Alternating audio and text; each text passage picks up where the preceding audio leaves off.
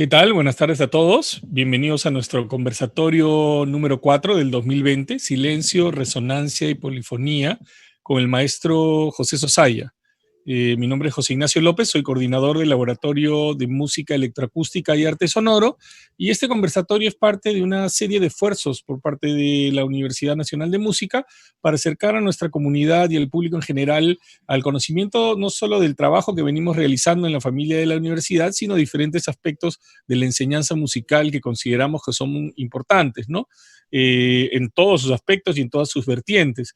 El día de hoy, como mencioné en el título y como sabrán, contamos con el fabuloso aporte del maestro Sosaya, que es un compositor muy importante de nuestra universidad y nuestro entorno nacional, y también en el caso de lo que se relaciona con el trabajo que yo realizo en el Laboratorio de la Extraacústica, me gustaría mencionar que el maestro Sosaya ha sido también fundador del grupo de experimentación y creación durante los años 90 y por lo tanto ha sido una parte importante en el desarrollo de los esfuerzos por ampliar los lenguajes musicales con los que nosotros trabajamos en general, ¿no? Y en este sentido es un antecedente importante para el desarrollo de las actividades contemporáneas y la experimentación sonora que se está llevando también el día de hoy en la universidad. Bueno, sin decir mucho más, los dejo con el maestro Sosaya, que nos va a presentar su trabajo el día de hoy. Gracias. Buenas tardes. Agradezco vuestra presencia. Yo sé que es una coyuntura difícil, oscura por el día nublado y por el momento que estamos pasando. Sin embargo, los que estamos vivos, que somos la mayoría, seguimos adelante en nuestro trabajo. Siempre menciono que mi tarea docente tiene más de responsabilidad que de vocación. No tengo por qué ocultar ello. Responsabilidad en un país de grandes necesidades y porque, contra lo que se pudiese pensar, me siento orgulloso de formar parte de este conglomerado de personas con un pasado común, por cierto, muy interesante.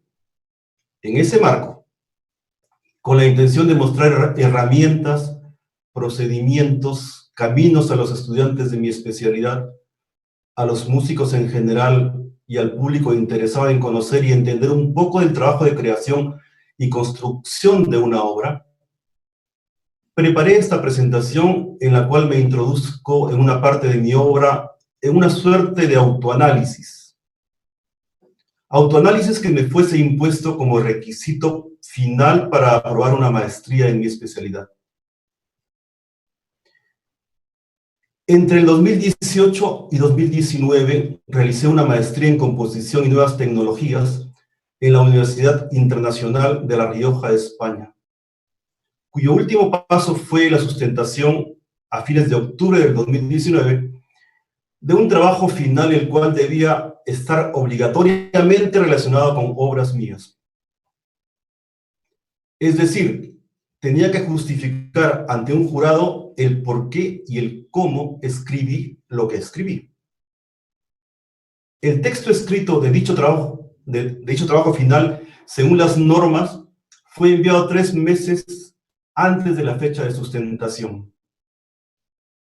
En ese periodo de tiempo en que preparé mi sustentación, fui encontrando, a veces con sorpresa, ciertos elementos que en verdad no planifiqué conscientemente. No es que las piezas hayan tenido mínima planificación. Había un plan definido, pero aparte de lo global o general, encontré detalles que no consideré en el momento de la composición. Esto no hace más que confirmar que el hombre, en condiciones normales, es un organismo unitario y lógico con una estrecha relación entre su conciencia y su inconsciente. Por otro lado, el 28 de junio pasado, fui entrevistado por Juan Arroyo en su programa Taller de Composición de Radio Filarmonía. Conversamos sobre obras mías escritas o construidas entre los años 1990 y 2000. Las piezas elegidas en aquella ocasión manifiestan un lenguaje, yo diría, vanguardista, acorde con el periodo en que me he desarrollado como creador de música. La misma tendencia se encuentra en las piezas de mi disco Impulsos, publicado en 1918. Hoy voy a mostrar una faceta de mi obra que no se ha tocado ni en el disco ni en la emisión de Radio Filarmonía, porque justamente va manifestándose después del año 2000. Verificaré tendencias generales, inclinación por el uso de ciertos recursos de composición. Para ello, pondré la lupa en algunos detalles muy puntuales, muy definidos, de 4 piezas mías. El trabajo final de maestría debía tener un título que represente o tenga relación con las obras allí aludidas. Por ello lo titulé Silencio, Resonancia y Polifonía. He aquí el trabajo. Como compositor he creado un total aproximado de 40 obras. A estas se suman versiones o instrumentaciones de algunas de ellas y además tengo una decena de piezas escritas en un estilo clásico romántico, las que me fueron encargadas y que prácticamente no se conocen. Podría dividir toda esta música de varias maneras. Por ejemplo, por un lado obras vocales, obras instrumentales, obras electrónicas. Otro ejemplo, obras cercanas a la tonalidad, obras modales y obras atonales. Sin embargo, para mi trabajo final de maestría dividí mi música en 2 vertientes o facetas. Una faceta independiente de alguna connotación nacional o latinoamericana, en la cual se insertan obras escritas en lenguaje modal, atonal o de arte sonoro. Una segunda faceta en relación con músicas tradicionales peruanas. A ella pertenecen obras que usan citas o motivos derivados de estas músicas. Para representar a la primera faceta o vertiente, he elegido 2 piezas, melismas para 6 instrumentos y abstracción, pieza electroacústica o de arte sonoro. Para representar a la segunda faceta, elegí 2 piezas orquestales, En torno a una danza y Guaguapampay. Empezaré ahora a enfocar algunos detalles de estas 4 piezas. Guaguapampay, para pequeña orquesta, proviene de otra pieza mía para fagot y piano escrita con el mismo nombre en el año 2015. Está basada en una melodía tradicional del departamento de Ayacucho que acompaña el momento de dar sepultura a los recién nacidos o a los púberes que mueren. Dicha melodía, en idioma quechua, se compone de 2 únicas frases, y lo más notorio es que para ambas frases se usan solo las notas de una tríada menor. Y a excepción de los adornos propios de la música de esta región peruana, ni una nota de paso o nota distinta a esas notas de la tríada. A la izquierda de la imagen tienen las únicas notas usadas, en negritas las notas de adorno. A la derecha, las frases A y B de la melodía original, cada una se repite, la segunda con cierta variante. Escuchemos pues esta melodía tradicional.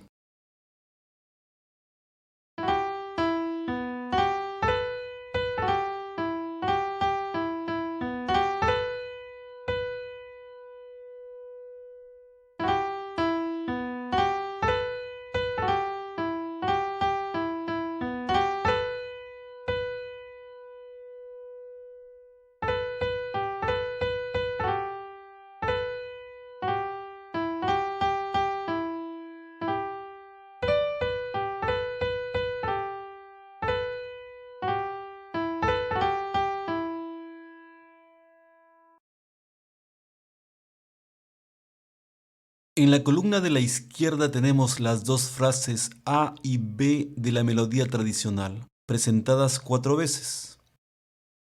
La diferencia de cada presentación está en su distinta instrumentación. Además de ello, su última aparición la hacen en valores de duración aumentados. He agregado a la melodía original 3 pequeñas secciones estructurales, una introducción, una cadenza y un final. La introducción y el final usan ritmos de semicorcheas inexistentes en las frases melódicas, valores que también usaré en algunos casos para acompañar a la melodía. En la tercera columna, partiendo de la izquierda del cuadro, observamos una tendencia del tempo a apurarse a medida que transcurre la pieza.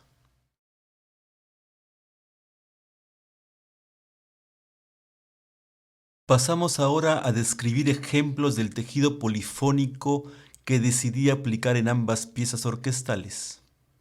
Un primer ejemplo lo tenemos en la letra E de la partitura de Wawa-Pampai. La frase A de la melodía original está asignada a la flauta y al clarinete. Luego, violines segundos, complementados con violas y violonchelos, acompañan dicha frase con un diseño en semicorcheas. Contrabajo en pizzicato marca negras y corcheas empezando cada pulso. Y finalmente, oboe, corno y violonchelos también marcan negras, pero a contratiempo del contrabajo. Escuchemos este primer ejemplo de polifonía en Wawa-Pampai.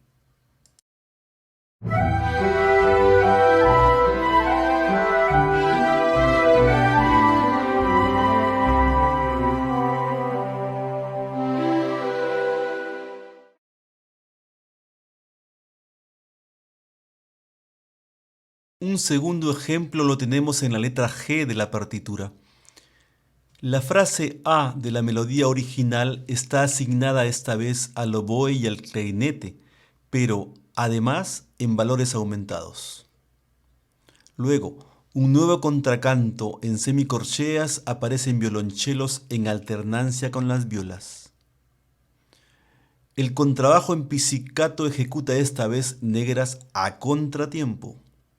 Finalmente, los primeros violines hacen un nuevo contracanto cromático descendente en valores largos. Escuchemos este segundo fragmento.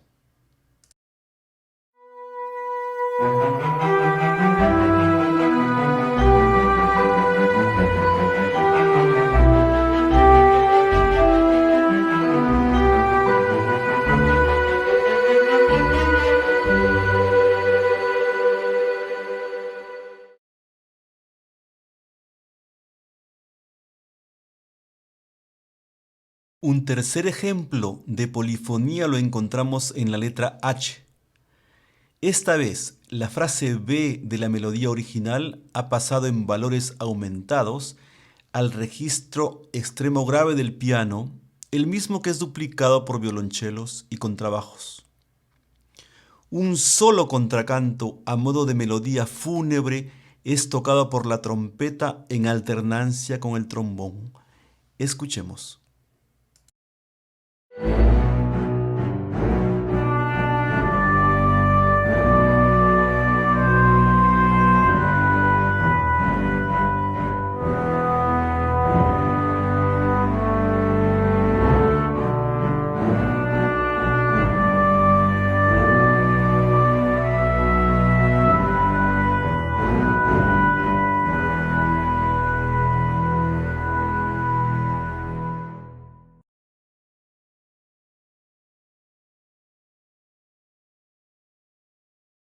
Nuestra segunda obra orquestal, llamada En torno a una danza, la escribí en el año 2013.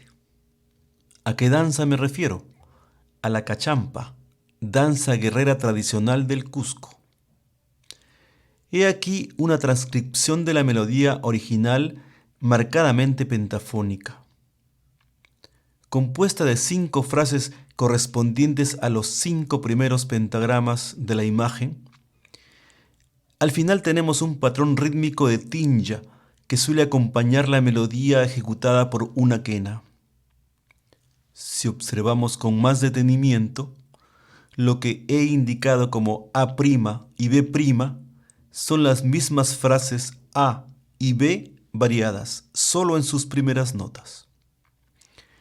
Escuchemos esta transcripción de la danza cusqueña.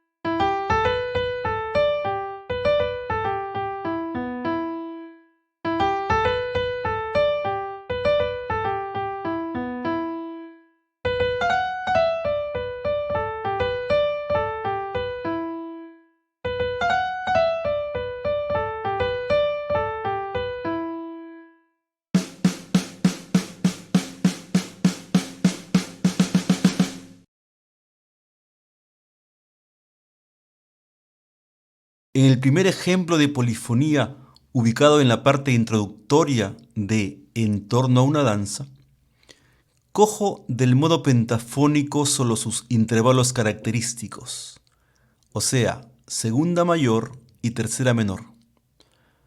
Con ellos creo una trama compleja compuesta por series de alturas y ritmos distintos.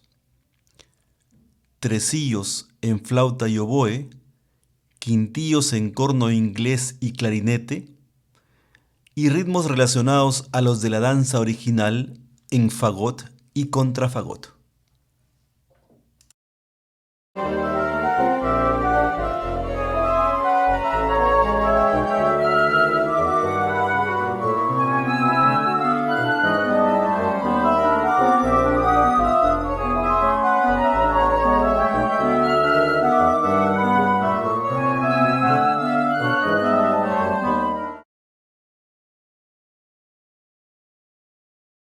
El segundo ejemplo corresponde a la primera sección de la obra, la cual toma un aire de habanera pero con todos los elementos rítmicos y melódicos de la danza cusqueña.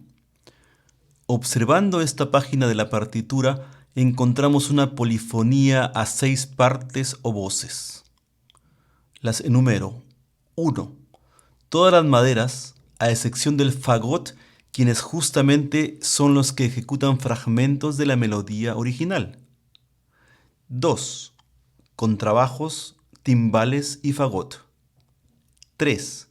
Trompeta. 4. Tambor. 5. Violines primeros. Y 6. Violas. Los 6 grupos o instrumentos mencionados hacen ritmos distintos, todos ellos derivados de la danza original.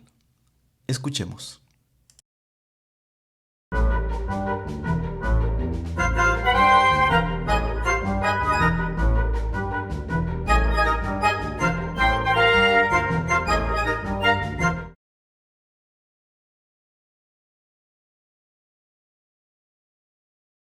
En nuestro ejemplo final de polifonía, muestro un fragmento ubicado en la segunda sección de esta pieza orquestal. Aquí tenemos, por un lado, a todos los instrumentos de arco tocando en pizzicati 5 líneas rítmicas distintas, todas ellas derivadas de la danza autóctona. Luego, instrumentos de percusión coloreando algunas de estas líneas planteadas en los arcos. Finalmente, la familia de los metales actuando como un colchón armónico de notas largas que sostiene toda la anterior maraña descrita.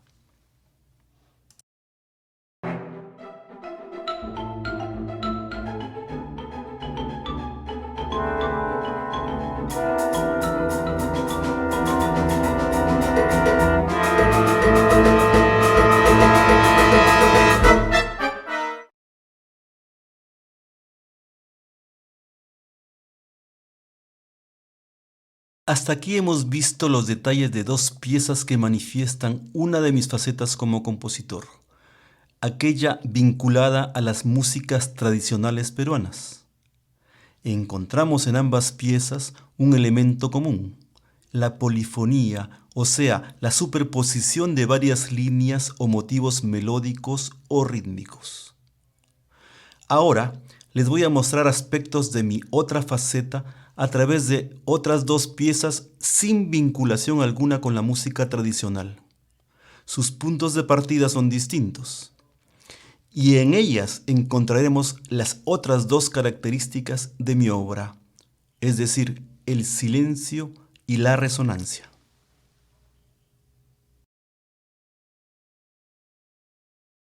Abstracción es en realidad mi antigua pieza electroacústica Abstracción 2, desprovista de su sección melódica. Uso 2 tipos de materiales, sonidos determinados en forma de acordes y sonidos indeterminados como la caída de agua y el ruido blanco. Como se observa en el gráfico, se compone de 2 secciones. La primera sección a su vez se subdivide en A y B. Abstracción dura 3 minutos. fue el pedido de la profesora del curso de maestría, que el trabajo dure 3 minutos. Y he aquí un detalle no planificado al momento de la composición. En la mitad del tiempo total, o sea, al minuto y medio, empieza justamente la sección 2, dividiendo así la pieza en 2 partes de igual duración. Escuchemos.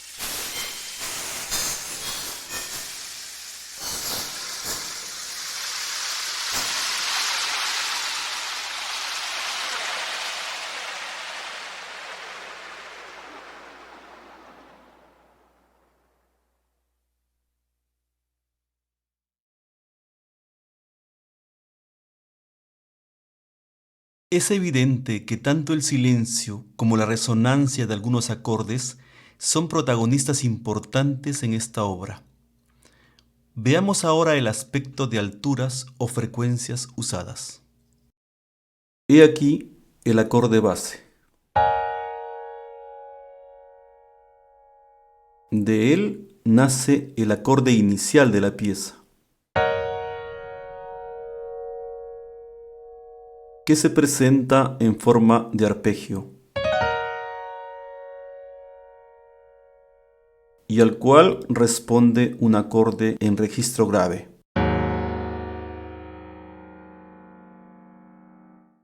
La parte B se inicia con otra versión del mismo acorde base.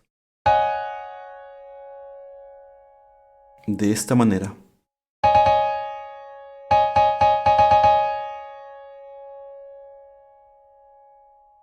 Finalmente, la segunda sección usa otra versión del acorde inicial, el cual va descendiendo cromáticamente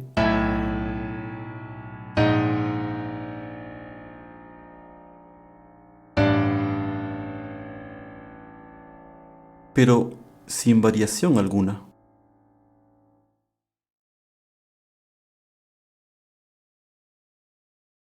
La última obra que presentaré se llama Melismas y es para 6 instrumentos. Esta pieza proviene de mi solo número 2 para guitarra compuesto en 1988. Vamos a empezar observando cómo los elementos silencio y resonancia se van a manifestar desde las primeras páginas. Los recuadros azules indican silencios de distinta duración. Los recuadros rojos indican resonancia o prolongación de un sonido. Escuchemos lo que corresponde a las 2 primeras páginas de esta pieza.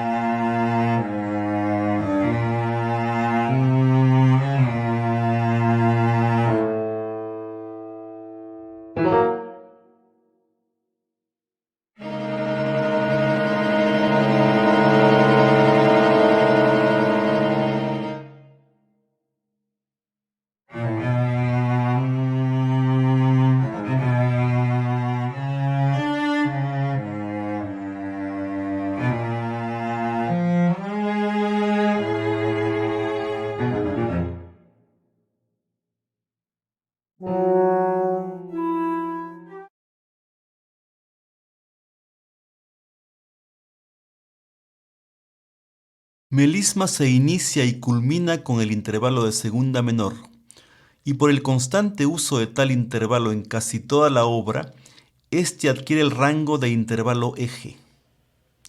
He aquí 3 figuras que nos van a mostrar la unidad de organización de las alturas o frecuencias. La figura 1 muestra las notas distintas usadas en la línea melódica desde el compás 1 hasta el 17. Empezando con el ámbito de segunda menor y poco a poco abriéndose hasta llegar a un ámbito de 18ava, a la manera de un ángulo cuyo vértice es la nota re y cuyos lados se van poco a poco alejando, tal como lo muestra el diseño inferior de la figura 1. Asimismo, se muestra la preferencia por los intervalos de segunda menor. En el gráfico aparecen dentro de recuadros. Segunda mayor, cuyas notas están unidas por corchetes, y de quinta disminuida, con notas unidas por ángulos. La figura 2 muestra las notas iniciales de cada frase, desde la primera frase al inicio de la pieza hasta el compás 57. Y en todo este lapso se vuelve a verificar la preferencia por los intervalos antes mencionados. La figura 3 muestra el material armónico o acordes de la mayor parte de la obra, y nuevamente nos encontramos con los mismos intervalos usados en el plano melódico: segunda menor, segunda mayor y quinta disminuida. Nuestra última diapositiva nos muestra la estructura de melismas. En la columna de la izquierda tenemos las secciones A, B y C. En la tercera columna tenemos los tempos usados, que solamente son 3: negra 60, negra 100 y negra 84, ni un tempo más. En la cuarta columna, el rango de matices, desde el triple piano hasta el fortísimo. En la siguiente columna, donde dice elemento musical, tenemos los eventos musicales o las frases en cada sección. En la última columna de la derecha tenemos la instrumentación distinta de cada frase. Y lo más interesante está en la penúltima columna, la columna que está a la izquierda de instrumentos. Allí tenemos, por ejemplo, que la sección A dura 156 pulsos. La sección C dura 52. O sea, la sección C dura exactamente la tercera parte de la sección A. 52 por 3, 156. De igual manera, la última frase de la sección A dura 26 pulsos. Exactamente la mitad de toda la sección C, 52 pulsos. Otro ejemplo. En la sección B, la primera frase dura 7 pulsos. La cuarta frase dura 7 pulsos. Y la última frase dura 14 pulsos. La suma de las dos frases anteriores. En la misma sección B, la tercera fila dura 4 pulsos. La quinta fila dura 8 pulsos. Vamos a la sección A. El número en verde, 16 pulsos. Y volvemos a la sección B. El número verde que faltaba, 64. O sea, tenemos frases de 4, 8, 16, 64. Totalmente en relación aritmética. Y así, estas coincidencias, como lo anunciara en la presentación de esta exposición, no fueron planificadas al momento de la construcción de la obra, sino fueron encontradas posteriormente en el análisis de la misma. Análisis que junto a las otras 3 piezas me fuera encargado como trabajo final de maestría. Esperando que esta información les sea de alguna utilidad, quedo a vuestra disposición para las preguntas o comentarios que pudieran tener sobre este tema. Nuevamente gracias por vuestra presencia y paciencia.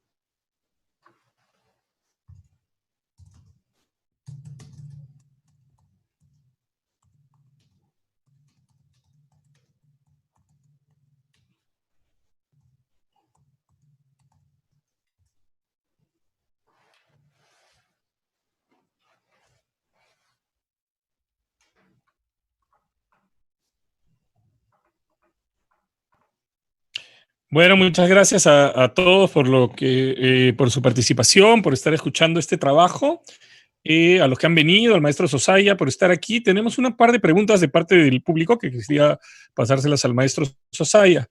La primera es una pregunta de la maestra Carlota Mestanza, que nos dice, un segundo, me interesa saber qué software, programa ha utilizado el maestro en su obra electroacústica. En abstracción.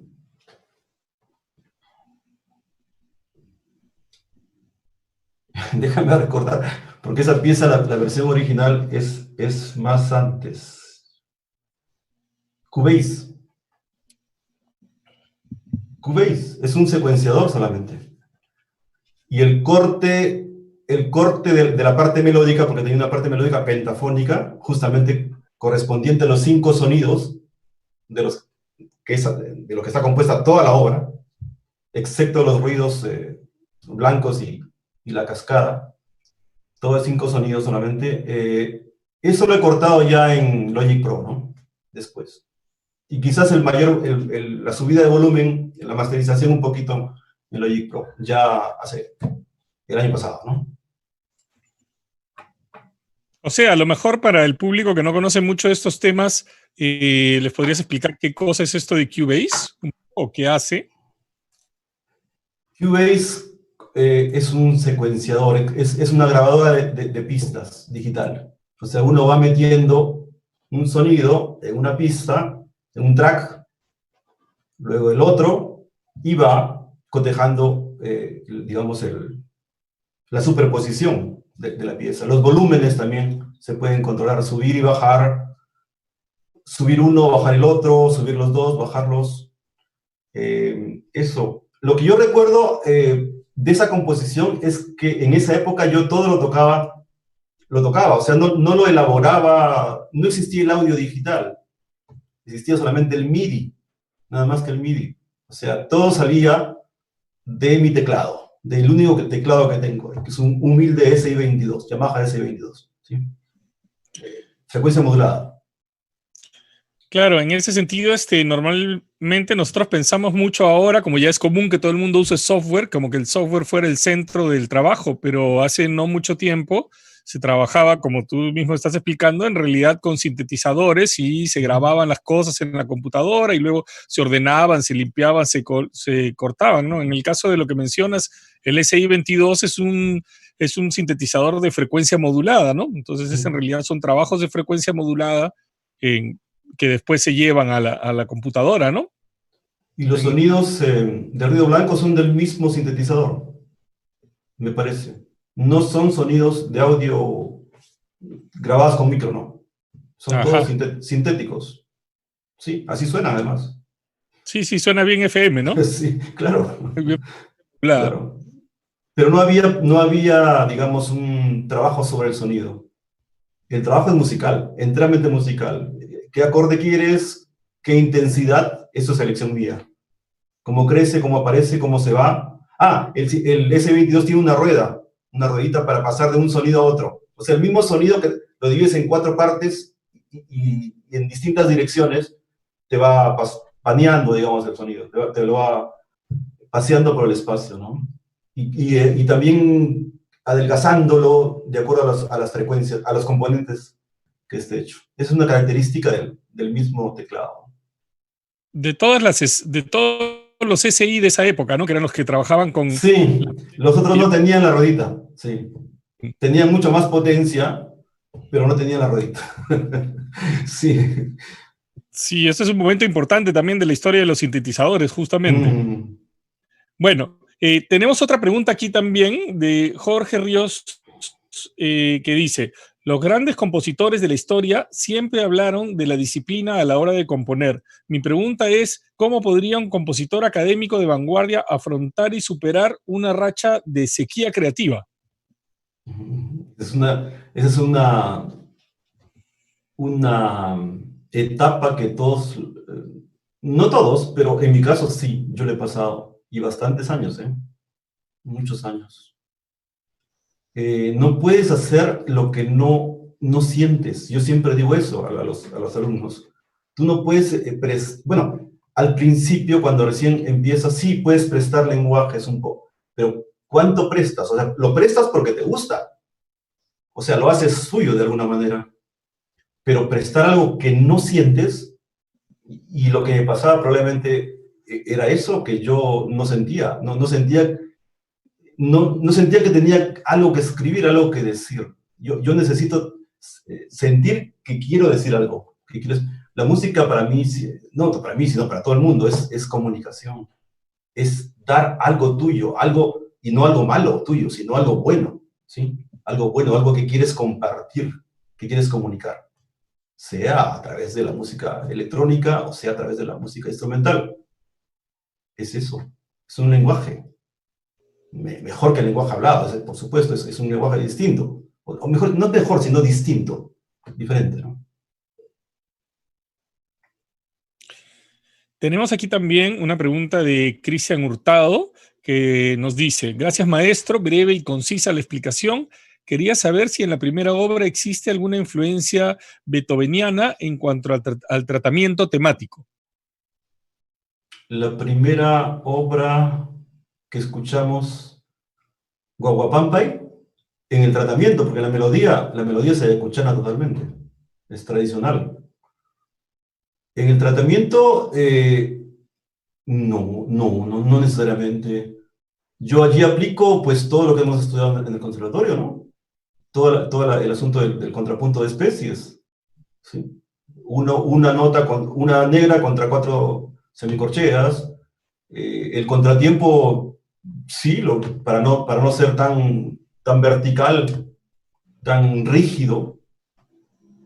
Es un tratamiento contrapuntístico, pero no beethoveniano, puede ser barroco, puede ser antiguo, no necesariamente beethoveniano.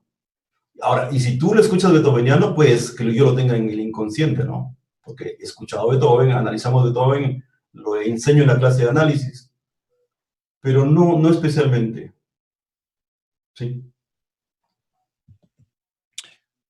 Listo, tenemos una pregunta, comentario en realidad. Johnny Flores nos dice: lo que no entendí es la parte de la resonancia y silencio. Es que si no, es difícil para alguien que no está habituado al lenguaje de la música electrónica o la música instrumental, digamos, coger esos detalles. El silencio era evidente en melismas, en la pieza de 6 instrumentos. Estaba marcado. Cada silencio estaba marcado con un recuadro azul, me parece. ¿Sí? Era más que evidente en la pieza electroacústica. Habían silencios más largos todavía. ¿Sí? La resonancia es cuando el final de frase, acordémonos que esta es una pieza para guitarra, ¿no? Y la pieza para guitarra tenía frases espaciadas, en segundos en guitarra, ¿no? No medidos. Para hacer la pieza para 6 instrumentos tuve que escribir todo, o sea, me transcribí a mí mismo lo que yo suponía que podía ser, cómo se podía tocar una pieza que era en segundos. O sea, la puse en notas y en duraciones, en valores de duración. La guitarra, sabemos justamente que lo que no tiene resonancia, o la resonancia, perdón, sí la tiene, pero es muy corta, más corta que la del piano. Y entonces las últimas notas las prolongo con otro instrumento.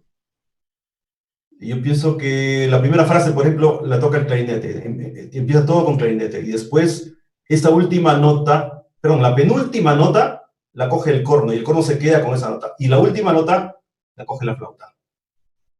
Entonces los 3 instrumentos se quedan. O sea, las 3 últimas notas de una guitarra que sonaron ta, ta, ta, aquí será ta, y forman un acorde que no existía en la guitarra, lógicamente. Ese es un uso de la resonancia. Y la otra pieza electrónica también hay muchas cosas que se quedan, se van quedando, como halos, ¿no? Tenemos varias preguntas más, pero también hay un comentario y un saludo aquí de Julia Figueroa, que dice: gracias, somos Coco y Yuli, muy instructiva la charla, aunque tú sabes que yo no sé mucho, pero me gusta mucho aprender lo bueno. Comentario. Gracias. A ver, hay algunas preguntas más en realidad con respecto a la parte logística del software también. Tengo una que dice cómo hizo la mezcla y otra que para la edición de composición en texto, ¿qué software se usó? La edición de composición en texto. No hemos presentado ninguna pieza que tenga texto. Ah, perdón. Creo que se refiere a a la pieza electrónica. Uy, déjame pensar. Es un software que nos mostró la profesora de electroacústica en la maestría. Es que no recuerdo cómo se llama. Hay varios software que hacen esa función de poner de transmitir el espectro armónico, como tú has visto, esas ondas, y la parte en azul. Hay varios software que son así, y de agregar textos o figuras, ¿no?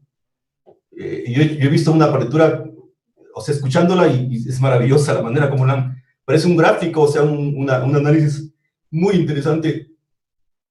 Es una partitura, pero en colores, ¿no? Y con textos y con muchos signos. Es fantástico el trabajo.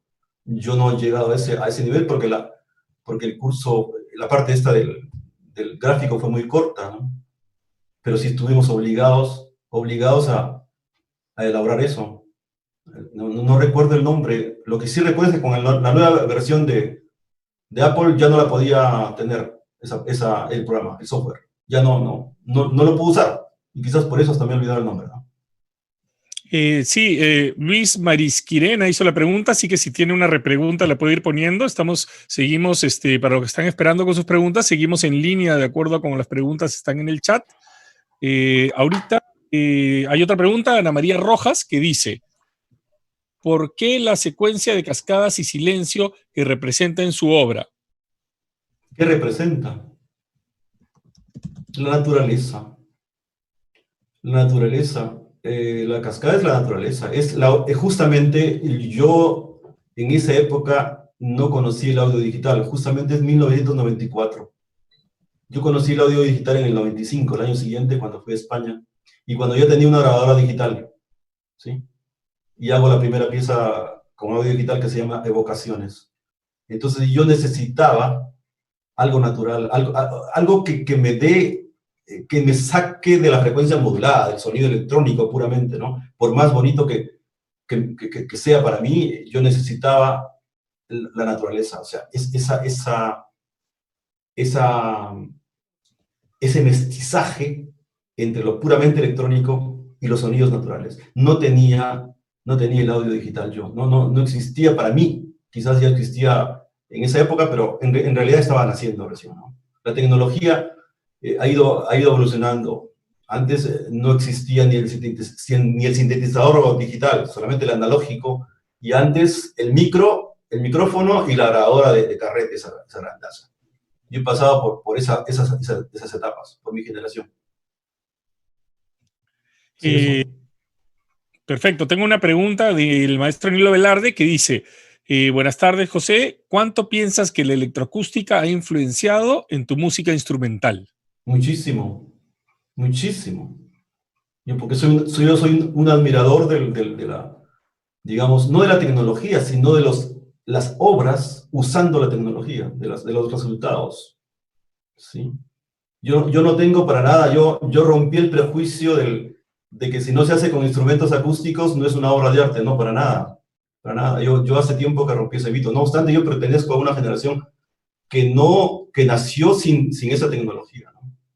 Pero cuando apareció uno, fue mi curiosidad.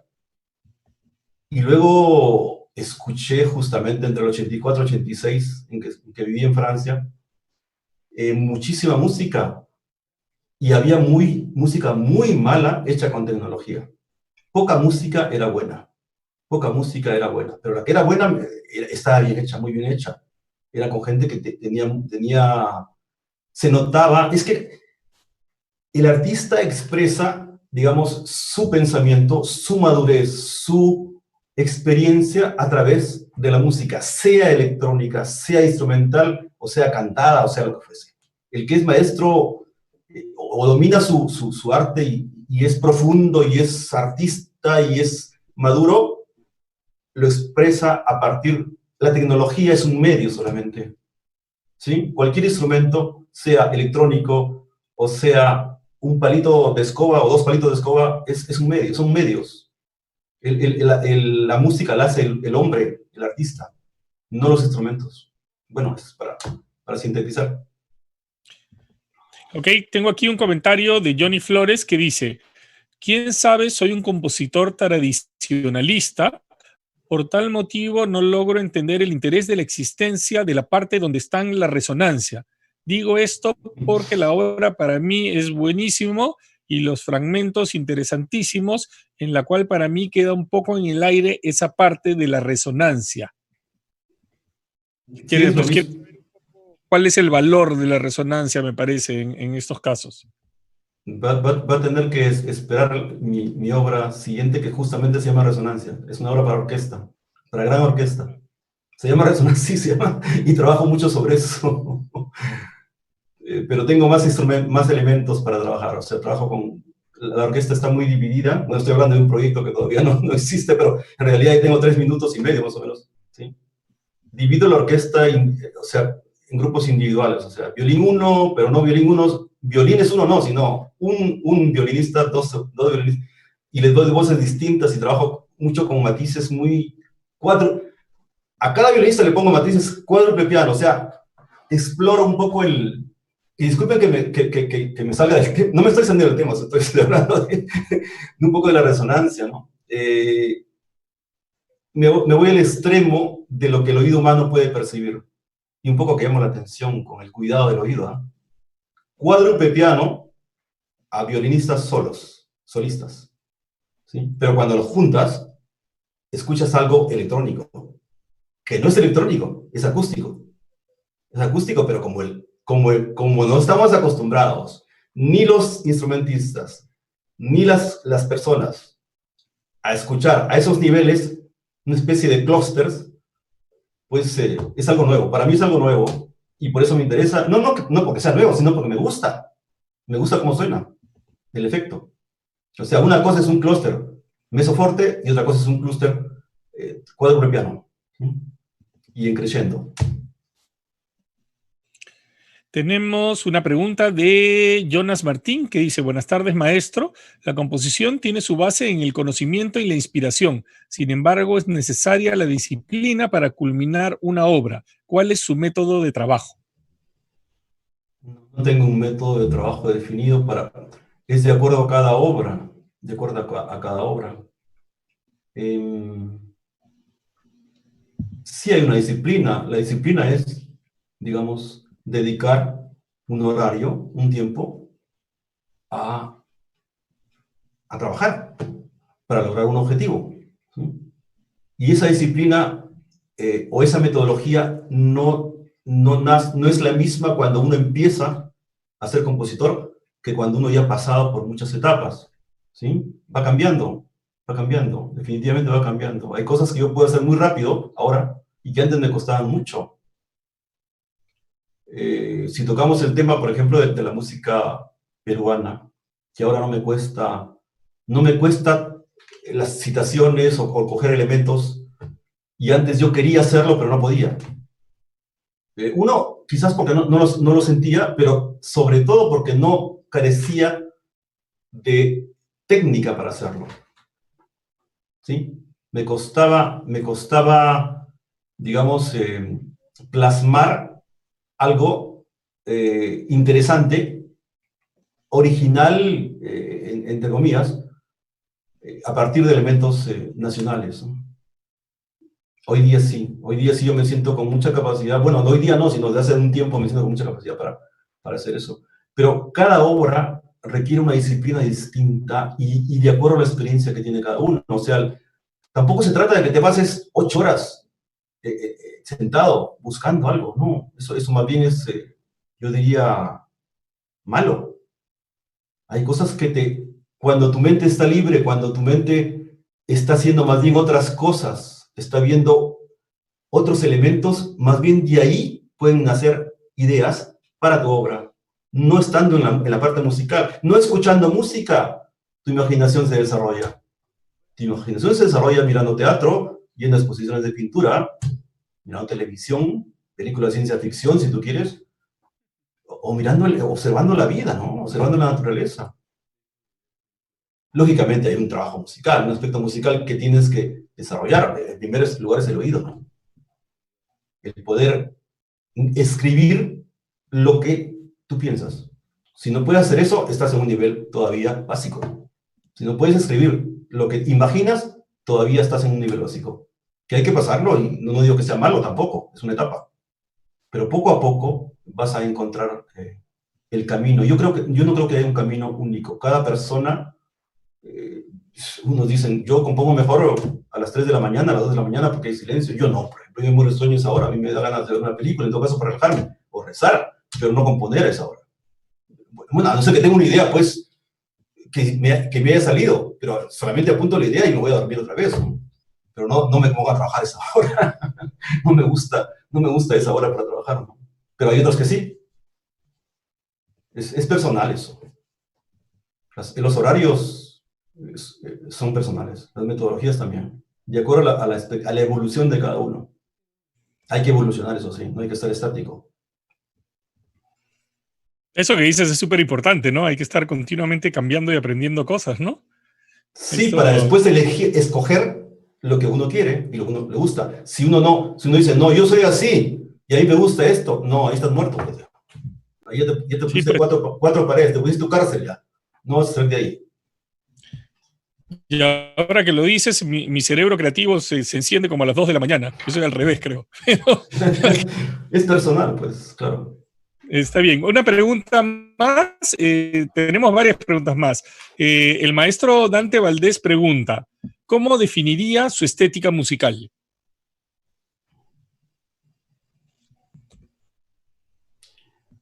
Yo tendría que preguntarle a qué le llama estética musical. O sea, ¿hay una estética musical propia, personal, o hay una estética musical general? Sí, tendría que repreguntar eso. Yo jamás, disculpa, y bueno, yo lo conozco antes es mi colega de trabajo, jamás me he puesto a pensar eso. O sea, no te podría contestar porque nunca he puesto a pensar en una estética musical mía, personal. ¿A qué le llamas estética? A mi concepción de la belleza es personal, yo la manifiesto en mi trabajo, Y ya acabo de mostrar que justamente tengo dos vertientes a partir de cierto momento. Dos maneras de expresarme, ¿no? Y creo, pero para terminar con esta idea, y creo que la obra tiene que expresar, como dije antes, lo mejor, lo que uno considera lo mejor, o sea, lo que es más bello para uno. ¿Sí? Eso es lo que va a dar. No va a dar lo peor, no va a dar un conflicto personal. Si uno tiene un conflicto personal, será inconsciente que se transmite en la obra. Porque la obra refleja, eso sí, la obra refleja a la persona. Siempre he pensado en eso. Siempre digo, si una persona es normal, no tiene ningún problema psicológico, lo que escribe reflejará su interior y su inconsciente incluso, como lo dije en la presentación. Es así, no puede reflejar otra cosa. Y si uno es normal, uno es orgánico, tiene una unidad en sí mismo. O sea que, por eso yo decía, a mí me salen cosas que yo no las pensé, porque es mi inconsciente. Pero no tengo tres inconscientes, soy una sola persona. Eso. Listo, tenemos un comentario de la maestra Carlota Bravo que dice: creo que como todo acto creador están presentes los impactos y recursos internos del compositor. En este caso, tus obras tienen diversas vertientes e incursionas en diferentes estilos composicionales. ¿Qué influencias has recibido que te han significado el mayor recurso composicional? Yo creo que no son influencias directas, sino indirectas. Yo admiro a los impresionistas, admiro a Debussy, admiro a Ravel, admiro a Edgar Varèse, parte de Igor Stravinsky, Bartók, admiro a Giorgio Ligeti, a quien conocí personalmente, y algunos otros, pero admiro la música antigua, la música barroca. Händel es maravilloso para mí. Gesualdo, no todo Gesualdo, pero una parte de Gesualdo. Händel, los barrocos, Vivaldi, Juan Sebastián Bach, y así. Quizás, no estoy mencionando los clásicos, pero porque los clásicos forman parte de nuestra formación, o sea, ya los tengo incorporados, ¿sí? Más bien cuando era estudiante tenía cierta rebeldía hacia los clásicos. ¿Por qué? Porque los tenía en todas partes. Y los sigo teniendo, lógicamente, ¿no? En el análisis yo enseño clasicismo y romanticismo. lo enseño. Entonces, no los menciono porque quizás no los tengo ya, no escucho música, digamos, de ellos. Pero, por eso digo, mi influencia no es directa, los valoro mucho, es más bien me ambiciona acercarme al resultado que tienen ellos en sus obras. Esa es una ambición mía, ¿no? Me gustaría. Ahora, si mencionamos latinoamericanos, hay obras solamente que admiro, no compositores. La segunda, el danzón número 2 de Márquez, para mí es una maravilla, ¿no? Es una maravilla de cómo la música popular la ha llevado a la música sinfónica, ¿no? Y conserva el sabor de lo popular. Hay varias obras allí que me encantan, ¿no? Y pues lógicamente, como digo siempre, me encanta la música popular, no toda la música popular. Eso. Nilo Velarde comenta, continuando con mi pregunta anterior, ¿qué parámetros de la electrónica crees que sueles reflejar en tu música instrumental, ya sea de manera intencional o casual? Las notas largas, los sonidos tenidos, los acordes largos, los ataques y las resonancias, ataques y resonancias justamente otra vez, ¿sí? Me encanta eso, ese halo que se queda. Yo siempre decía a ellos, hay un efecto que mi maestro, el de Francia, hacía, que estaba ahí la orquesta tocando, y el piano, entre un fortísimo en la orquesta, el piano tocaba un acorde, la orquesta se callaba de súbito, y tú escuchabas el acorde y decías, pero esta es música electrónica, ¿de dónde salió ese sonido? El piano había tocado un acorde de muchos sonidos, y como la orquesta se había callado, y el piano también, y había dejado el pedal ahí, de resonancia, se escuchaba el halo, la prolongación del sonido, que lógicamente era nuevo. Para mí era nuevo en ese momento. El contrapunto de más de 4 voces o 5 voces en el sentido electrónico, de elementos electrónicos, como objetos sonoros, no las melodías, no el contrapunto tradicional, sino aplicado al puntillismo. Bueno, eso está en Nave Chavín, ¿no? En la obra mía, instrumental, y en varias obras. ¿Sí? Listo. El maestro Dante Valdés aclara sobre la pregunta anterior que se refiere a tu concepción de estética general.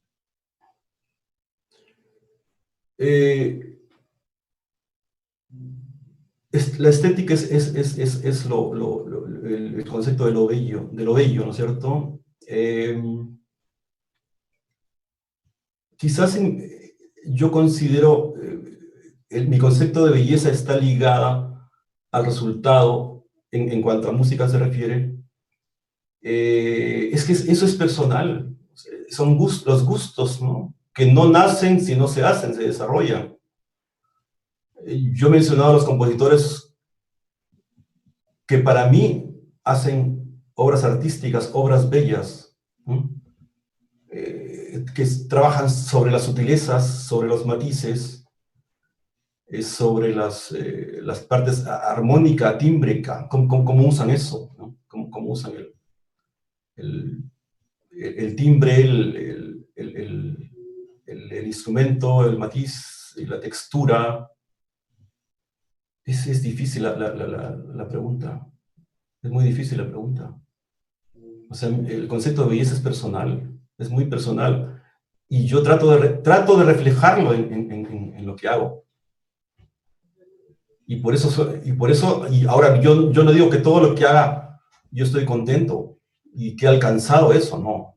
Hay muchas cosas, quizás muchas cosas que yo no me quedé contento, ¿no? Que todavía me suenan como cosas en suspenso. Pero hay otras que sí, que a mí sí, el final si menciono partes, el final de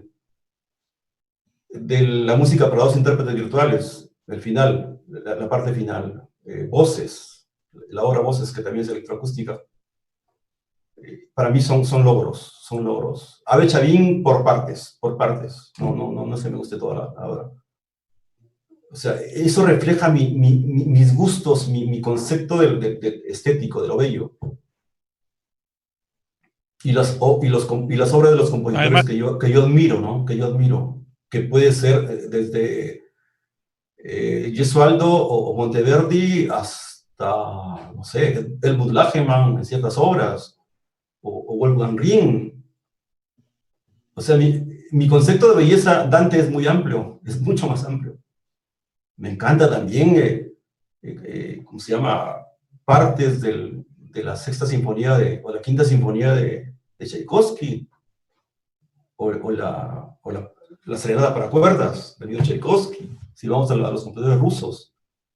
Me encanta Sherezade de Rimsky-Korsakov, la he redescubierto, no la conocía tanto, pero cuando ya he tenido la opción de leerla con la orquesta un poquito, en los ensayos, y de conocerla más y escucharla más, otras versiones distintas, porque son versiones muy distintas, me sigue encantando. No me gustan las versiones, los tempos lentos, ¿ah? Me parecen muy, o sea, no me parecen ya de esta época, dirigir tempos lentos, o sea, y hablo no solamente de Rimsky-Korsakov, sino hablo de Stravinsky, ¿sí? Por ejemplo, El pájaro de fuego, en tempo lento, no sé, como que le quita todo el impulso y el carácter a las obras, ¿no? Depende de la interpretación, o sea, es muy relativo también. Ok. tenemos un comentario de Juan Manuel que dice: saludos, profesor, gran explicación, pero sí a veces uno tiene miedo de salir de su zona de confort. Gracias. Perdón, Y bueno, repito otra vez. sí es un comentario, no pregunta. Juan Manuel dice: saludos, profesor, gran explicación, pero a veces uno tiene miedo de salir de su zona de confort. No, hay que arriesgarse, hay que tomar riesgos. La vida son más caídas que aciertos, ¿eh? Si no te caes, no desarrollas. Y ya a estas alturas del partido, ya a uno no teme la caerse, ¿no? Hay que arriesgar. En la composición hay que arriesgar. Esa comodidad eso me recuerda al cuidar mucho la apariencia. Es importante la apariencia, por supuesto, pero es más lo que más debe tender una persona es a reflejar lo que es, ¿sí? Si es un malvado, un asesino, pues así te cubras con un montón de capas, no lo vas a poder impedir, ¿no? Tenemos una pregunta de Sebastián Hernández que dice: mi pregunta es la siguiente. En una época donde estamos más conectados gracias al Internet, me he dado cuenta de que hay muchos compositores que empiezan a sonar igual. ¿Es importante ser auténtico, así como lo fue Stravinsky, Debussy o Beethoven? Hay que buscar siempre eso. Pero para encontrar eso, hay que escuchar mucha música, hay que tocarla, si es posible, si fuese posible tocarla, analizarla. Pero sobre todo hay que vivir la vida que nos tocó vivir, porque eso es lo que va a reflejar nuestra personalidad. Yo no creo que sea tan complicado reflejar con sinceridad, con transparencia, lo que uno es, ¿sí?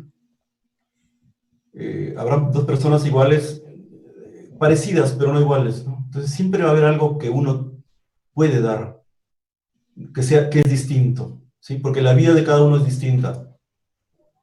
Pero hay que llenarse de cosas, hay que llenarse de vivencias, y cuando hablo de vivencias hablo no solamente musicales, sino de todo tipo, para poder de ahí expresar, elegir. Esa elección que hace uno es lo que lo hace expresar su idea, ¿no? Ser digamos, un medio entre lo que uno piensa y siente y el público.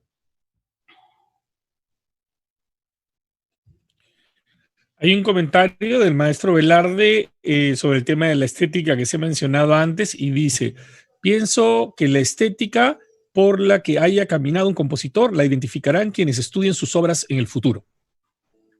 Y Sí. luego tengo una pregunta de Brian Kizan, que dice: buenas tardes, maestro. Mi pregunta es si usted considera que existe una música más allá de lo humano, como música que puede existir sin necesidad de los seres humanos, sino como algo propio e inherente del universo o como algo inciso metafísico. Muchas gracias. Sí, yo sí creo eso, porque yo soy creyente y lógicamente hay una música post, post vida, ¿no? Sí, pero es una pregunta religiosa, ¿eh? Más que musical puramente, sí, yo creo que sí existe. Ahora, antes de eso existe la música de la naturaleza, ¿no? Los pajarillos, el viento, al amanecer, el mar, que para mí es bastante, todo esto es bastante musical. Antes, por ejemplo, cuando era estudiante, yo jamás iba a imaginar que eso era musical, formaba parte, ¿no? Era mi entorno. Pero ya hemos visto, los que hemos escuchado música, digamos, electroacústica sobre todo, y también instrumental, que muchos compositores hemos tratado de copiar o de trasladar esas sonoridades a nuestras obras. ¿Sí? Pero sí, existe la música más allá de la vida, por supuesto. Aquí dos comentarios, no son preguntas, sino comentarios nada más. Una es de Alberto Quirola, que dice: de acuerdo con el maestro sobre la belleza en la música, ya es cuestión de gustos, es muy difícil dar una definición de belleza, ¿no? Y una segunda de Jorge González, que dice: totalmente de acuerdo con el maestro Sosaya en ser original, pero discrepo en la necesidad de escuchar mucha música. Las fuentes de inspiración no necesariamente son musicales. Creo mucho en la sinestesia musical, pero justo creo que eso se acaba de mencionar un poco, ¿no? Uh-huh. Sí, no, yo no digo que hay que escuchar todo el día música o todos los días, ¿no? Es algo gradual. Fíjate que yo cuando era estudiante trataba de no escuchar música, ¿sí? Estaba con esa idea de no escuchar porque temía influenciarme y me funcionó, un poco me funcionó en la primera pieza que hice para piano. Ahora, cuando lo hice escuchar en el círculo de compositores, en una reunión, ellos me dijeron: tiene un poco un aire de Varese con no sé qué otra cosa, pero yo no había escuchado todavía todo eso. O sea, no conocía, no conocía. En esa época, cuando la compuse, estamos hablando de 1977, 77, no conocía a Varese, por ejemplo, ¿no? Ese Entonces, perdón.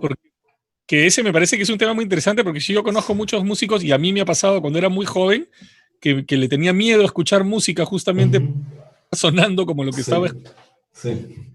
16 años, trataba de completamente Sí. escuchar cosas por un tiempo, ¿no? Sí, tenemos cierto. un comentario de Max McKen que dice: saludos, maestro Sosaya, excelente entrevista. Estoy de acuerdo con Max. Bueno, ¿algo más que quieras comentar para terminar esta reunión, José? No, yo más bien les agradezco a todos que estén acá y conversar de igual a igual, porque todos somos iguales, simplemente que yo tengo una experiencia personal distinta a la de ustedes, pero yo espero que se den más este tipo de conversaciones, ¿no? A partir de un asunto específico, como ha sido hoy día. Ahora, yo dije que esta sustentación yo la quería dar, ¿no? Dar a los estudiantes, porque yo sabía que de algo les va a servir, como terminé diciendo, ¿no? Qué bueno que esté grabada, y lógicamente yo he sintetizado todo, pero las partituras y los audios los tengo completos, por si acaso, o sea, si les interesa a los alumnos de composición, digamos, tener el material completo, lo puedo compartir, ¿no? estoy dispuesto a compartirlo. Y felicitaciones a José Ignacio por la reunión, ¿no? Por permitir la reunión, y a la universidad. Yo creo, la verdad, bueno, lamentablemente por una cuestión de tiempo también nos vamos a tener que retirar, pero porque podríamos conversar mucho. Y lo que sí estoy de acuerdo con lo que estás diciendo es que es bien importante que tengamos este tipo de conversaciones, Sí. porque si no también muchas cosas quedan como perdidas en algún lugar, o alguien la escucha y no sabe de dónde salió la pieza. Hay mucho trabajo detrás y mucha, no solamente investigación, mucha historia personal, muchos esfuerzos y desarrollos y etapas que tienen que ser visibilizados, me parece a mí. Y yo creo que es una gran oportunidad dentro de todos los problemas que nos ha causado esta pandemia. Yo creo que hay que sacarle el jugo de manera positiva, y lo que hay que aprovechar es que podemos tener estas conversaciones y poder tener una luz un poco más amplia del trabajo que se ha realizado y del trabajo que hacen nuestros compositores, nuestros músicos, nuestros investigadores en general, ¿no? Y vamos a continuar con este esfuerzo. Y en ese sentido también me gustaría invitar a los profesores que están presentes aquí con nosotros, a los maestros, a los músicos, etcétera, que conversen con nosotros, que se comuniquen, y veamos todo tipo de conversación que se pueda generar. Yo creo que de la conversación nace la luz, y de la conversación nace el conocimiento y nace el entendimiento. Si no conversamos, si no intercambiamos, si no estamos constantemente dándole vueltas a todas estas cosas, va a ser un poco difícil desarrollarnos. Es un elemento fundamental de nuestro desarrollo musical, intelectual, estético, hasta ético, si quieren, ¿no? Entonces, yo por eso, José, te agradezco mucho tu participación. La verdad que me ha parecido muy, muy iluminador, digamos, entender tu trabajo un poco más de cerca, más de adentro, y justamente el hecho de que queden cosas por responder también, lo cual es súper saludable, ¿no? O sea, que queden cosas que hay que investigar y que tenemos que investigar, y que vamos a encontrar la forma de desarrollar dentro de los trabajos de investigación de la universidad también, ¿no? Entonces, pronto estaremos. Este es el conversatorio número 4 que hemos tenido. Van a haber muchos más. Ya tenemos algunos programados, y espero que los que estén escuchando ahora también, algunos profesores, se animen a conversar con nosotros para presentar su trabajo, porque yo estoy seguro que no solamente la comunidad, yo también estoy interesado en saber la historia de su trabajo de manera personal y directa, y comprender de una manera mucho más humana cuál ha sido su desarrollo y experimentación tanto con la música propia como con la enseñanza de la música en general, ¿no? Bueno, muchas gracias a todos, muchas gracias, José. Gracias. Y nos despedimos por el día de hoy, y nos quedamos con muchas incógnitas por resolver a futuro. Muchas gracias a todos, cuídense, que tengan un buen domingo. Chao.